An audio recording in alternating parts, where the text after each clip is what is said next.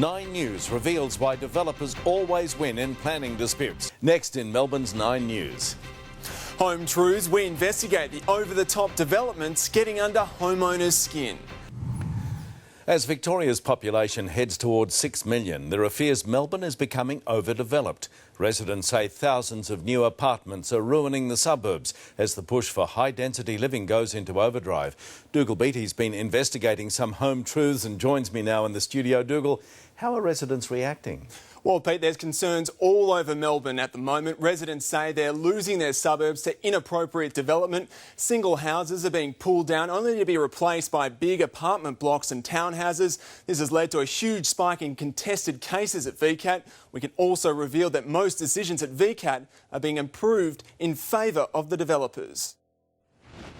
From humble to huge, this is the changing face of our suburbs. I think it's an imposing eyesore is the best words I can put to it. It certainly doesn't belong here. In Boronia, a family home purchased by a developer makes way for an apartment block with 10 units. These apartment buildings are just too big. They go from fence to fence and there's no room for trees. They argue hundreds of new townhouses are leading to a loss in neighbourhood amenity. We're just going to be forced out of here because there's just too many people and we don't seem to have infrastructure coping. Angry residents are now banding together to fight against what they describe as inappropriate development. Personally, I think the whole thing sucks.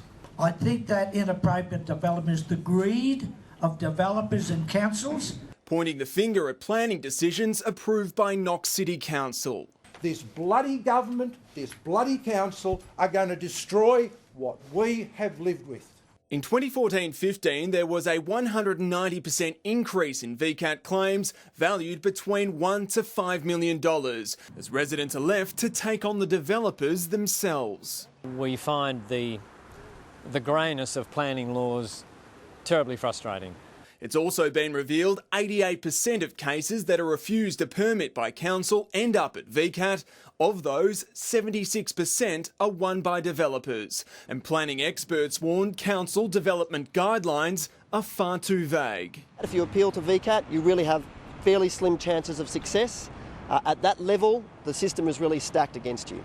But the planning minister says with Victoria's population booming, there's a greater need for high-density living in our suburbs. In planning for the future of our city and indeed our state, that we're able to manage another 100,000 people every year, year on year, but with quality development.